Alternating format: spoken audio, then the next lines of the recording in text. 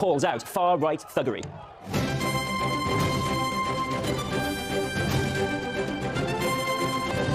I won't shy away from calling it what it is: far-right thuggery. To those who feel targeted because of the colour of your skin or your faith, I know how frightening this must be. I want you to know that this violent mob do not represent our country. Good evening. Even as the Prime Minister was condemning a wave of violence that he said singled out Muslims and other ethnic minorities, it was still unfolding. In Rotherham, rioters shouted, "Get them out," broke windows, and some appeared to smash their way inside a hotel housing asylum seekers. Chairs and fence posts were thrown at police, who were continuing to deal with disorder outside the Holiday Inn hotel. We'll be live in Middlesbrough tonight, where some 300 protesters gathered at the town's cenotaph with chants of "We want our country back." It follows yesterday's unrest in several towns and cities across England and Northern Ireland. We also report from Liverpool on what the police called a night of deplorable violence in which 23 people were arrested.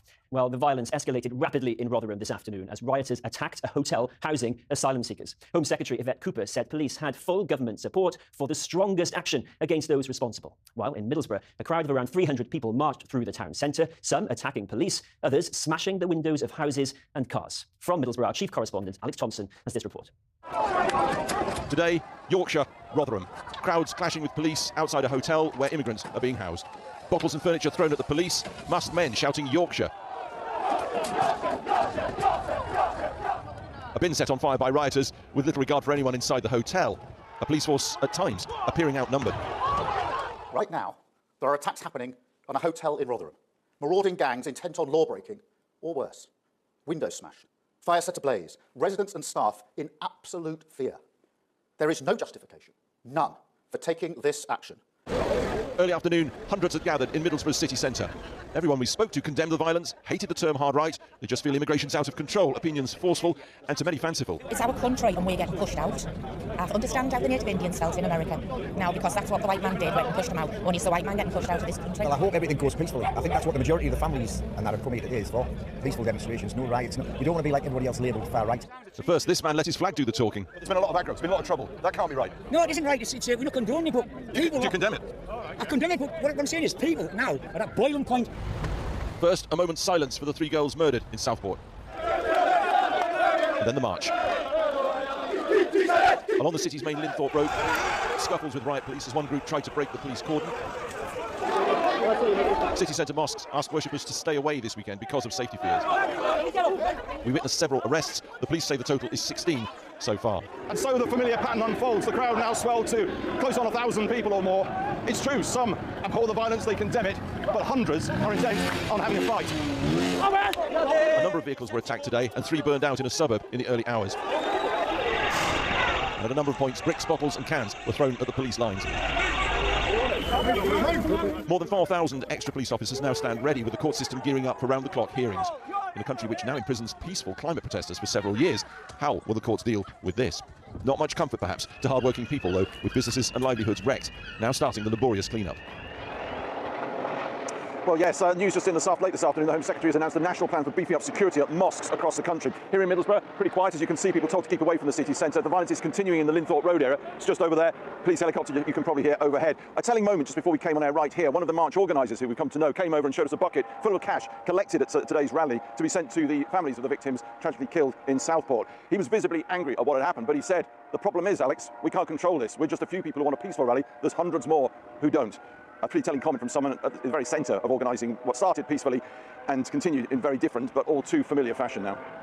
Thanks, Alex. Alex Thompson there for us in Middlesbrough. There was serious disorder in Liverpool last night too, where hundreds of rioters threw fireworks, attacked fire engines and set a library on fire. Our reporter Andrew Misra has been with members of the community as they began to clear up the damage. A bonfire of violence and chaos in Liverpool last night. Hundreds of troublemakers gathered in the Walton area of the city. Pushed back by police from the mosque they were targeting, they turned their fury towards a library. Inside today, hard to imagine this place was called a Library of the Future when it reopened last year to help one of the country's most deprived communities. Now it's the community deprived of its services. I get people angry about things, but they've got it the wrong way of doing it. Like causing carnage to a library that all the local kids use. They can't use that now. We don't want people to think we're horrible people, but it's a horrible area because we're not. We're all about community, and they just showed last night that they're nothing like what we actually are. They're a disgrace. Locals were out in force this morning, determined to clean up their streets from the stain of last night's havoc. I know these communities. I did my surgery last week on Friday in this library, meeting local constituents, and so to see the effect of what is basically mindless, violent criminality on these streets is just so heartbreaking. Seeing businesses broken into has left many scared of what might happen next. Just want people to know, especially anyone who's got any of these shops that feel threatened or vulnerable, that we're the vast majority of us aren't like that around here. Do you feel that there is a racist element to this? Do you know what? I think a lot of the people that were writing have sort of forgotten the reason why they are. Grief for 3 young girls tragically murdered less than a week ago has been seized upon by agitators looking for an excuse to damage and destroy. The chair of the Association of Police and Crime Commissioners said that arresting people is treating the symptom and not the cause. What do you say to that? I want to be very clear here that she was not speaking on behalf of PCC, she was not speaking as chair, she was speaking in her own personal capacity. I am very clear that what we have seen over the last few days is not related to any ideological stance on any big issue. This is around violence, mindless, senseless violence, causing harm to our communities, and it's absolutely not something that we're going to tolerate. A city that prides itself on tolerance and understanding is reeling from a day and night so at odds with its values. Andrew Misra for this there in Liverpool. Well, earlier, as the disorder in Rotherham was just beginning to unfold, I spoke to Chief Constable BJ Harrington, Public Order Lead for the National Police Chiefs Council, and I began by asking him about the extent of the disorder across the country and if this level of policing can be sustained if it carries on throughout the summer. Yeah, the simple message is yes, we can. Over the last week, we've seen abhorrent behaviour, criminal behaviour that in no way reflects or pays tribute to the compassion and empathy for those poor children that were killed. You'll have seen robust responses across the country in every force where there's been disorder. Over 140 arrests made. You'll have seen brave, courageous police officers on the street working with their communities, protecting their communities to try and stop this in its tracks. That's our intention. That's what we'll do, and we'll continue to bring people to justice to stop this. We don't want a summer of discontent. We're going to deal with it this weekend and continue to deal with it to protect our communities. This afternoon, as we speak, there are concerns about what's going on right now in Middlesbrough. In Rotherham, it appears protesters have gained access to a hotel and the smashed windows there. Does that seem like a situation that is under control? We've got people coming forward and committing criminal acts across the country. You saw that yesterday and police were quick to respond and to make arrests. Obviously the officers and staff in Rotherham will be doing the same thing today, making sure they protect the public, they arrest criminals and deter and capture these people who are committing crimes. These are live and fast-moving events, and I know the police and officers, the staff and officers in Rotherham will be doing exactly that. But importantly, we're also looking ahead, making sure we deal with the perpetrators. And just because people haven't been caught today or caught yesterday, we're examining the CCTV footage, our own evidence, and of course the message for people who are committing these crimes, and they are crimes, this is not protest, is we're coming after you, we will arrest you, and we'll put you in front of the courts. You were in a meeting yesterday with the Prime Minister. Did you discuss any extra potential measures if what you're doing now doesn't prove sufficient? We discussed lots of things with the Prime Minister, and the key point with both the Prime Minister and the Home Secretary was the support for the actions of officers. And I want to stress that officers making difficult decisions, doing dangerous things, and tackling some violent criminals. And we got every support from the government we need. Of course, there's a cost to policing. All of these officers, professionally trained, hard-working, come from communities across the country. They're not catching burglars. They're not protecting victims. They're dealing with thugs, and that's right and proper for them to do that. We'll continue to do that. We'll continue to use the intelligence. And I just want to stress, to communities, we're there to protect you. Make sure you speak to community leaders. I just want to ask you about Donna Jones, who's the chair of the Association of Police and Crime Commissioners. She said in a statement that's now been removed that the Prime Minister's new violent crime units have led to accusations of two-tier policing, which has inflamed protesters. What do you make of that? Well, I would say that there's no two-tier policing here. Where we come across people who want to peacefully protest, express their views in a democratic society, we will and have always facilitated that peaceful and lawful protest. We're not anti-protest, but we are anti-crime, we are anti-violence. But these were remarks, albeit the statement was retracted, from the chair of the Association of Police and Crime Commissioners. She also said that protest groups in the wake of the Southport stabbings were focused on the need to uphold British values. Do you think that is acceptable? Well, I mean, I'm not going to critique the commentary of someone else. I'm going to tell you what policing's doing. You'll see high visibility patrols, even in the places where there is no disorder today, to make sure the communities know that we are there, we're on their side, and we're protecting them. Chief Constable BJ Harrington. Welcome to my first vlog on YouTube. दोस्तों ये हमारा first vlog है जो हम YouTube पर बना रहे हैं। हम घर सोए हुए थे, हमें अचानक से ख्याल आया कि मामू के घर शादी है, क्यों ना एडवांस में चले जाएं 3-4 दिन, उधर काम भी करवाएंगे और एंजॉय भी करेंगे।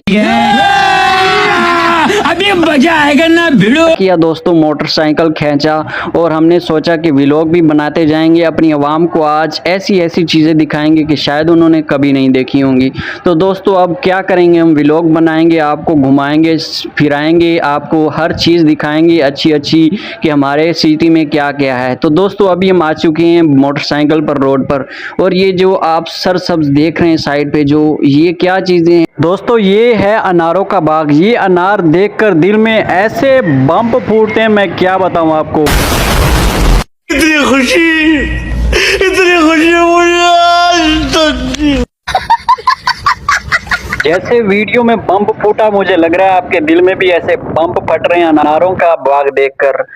अभी सामने आप देखेंगे एक प्यारा सा जो कोठीनुमा बना हुआ है। आप मुझे ये बताएंगे कमेंट में कि ये क्या चीज़ है। दोस्तों ये देखें, ये बहुत ही खूबसूरत सी एक बिल्डिंग बनी हुई है। आप लोग कमेंट में बताएं कि दोस्तों ये क्या चीज़ है। आप जिसने भी सही बताया, मैं उसको यार इंशाल्लाह अपनी वीडियो में नेक्स्ट से मेंशन करूँगा कि किसने राइट बताया मुझे। ये बहुत ही प्यारी और खूबसूरत सी जगह बनी हुई है, कसम से इसे देख के दिल खुश हो जाता है, दिल करता है यहाँ रुक के 2-4 सेल्फियाँ लूँ।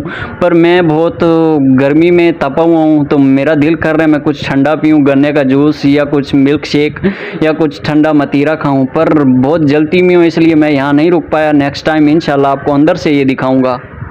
दोस्तों फलूदा और दही बल्ले खाने के बाद हमने बिल पे किया और उसके बाद हमने अपनी मोटरसाइकिल की तरफ कदम बढ़ाए और फिर नीचे वाला हैंडल लॉक ओपन किया और फिर ऊपर स्विच ओपन किया और फिर हमने सोचा अपनी शक्ल ही दिखा दें हम आपको कि हम कैसे उजड़े हुए हैं। अभी उजड़े हुए नहीं हैं, कुछ खाया पिया हमने, अभी कुछ सुकून है हमें। अब हमारा नेक्स्ट प्लान है कि मैं आपको दिखाऊँ F-16 फाइटर जेट जहाज। खाओ माँ कसम। यार कसम मैं नहीं खाने वाला, मैं आपको लाइव दिखाने वाला हूँ। जी हाँ, तो ये देखें आपके सामने, आपकी आंखों के सामने F-16 फाइटर जेट जो कि हमारी फ़ौज जंगों के लिए यूज़ करती है। पर हमारे पाकिस्तानी इतने टैलेंट हैं, इतने टैलेंट हैं, उन्होंने ये हमारे लिए त्यारा सिर्फ़ और सिर्फ झूले खाने के लिए और नुमाइश के लिए बनाया है। तो ये बहुत ही आला किस्म का कारीगर है यार, इसको देख के हमारा दिल बहुत खुश हुआ।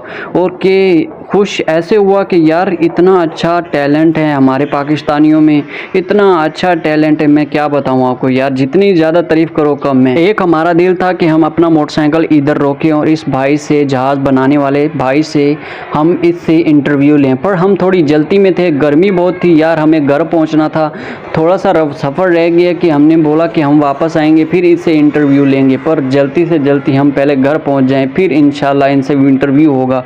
तो नेक्स्ट वीडियो में यार हम पहले घर पहुंच जाएं फिर इनसे इंटरव्यू लेने वापस ज़रूर आएंगे कि ये लोग कैसे बनाते हैं और क्या कुछ यूज़ किया जाता है और कहाँ से ये चीज़ें मंगवाते हैं और कैसे इनको आइडिया आता है कि ये चीज़ें बनाने का यार।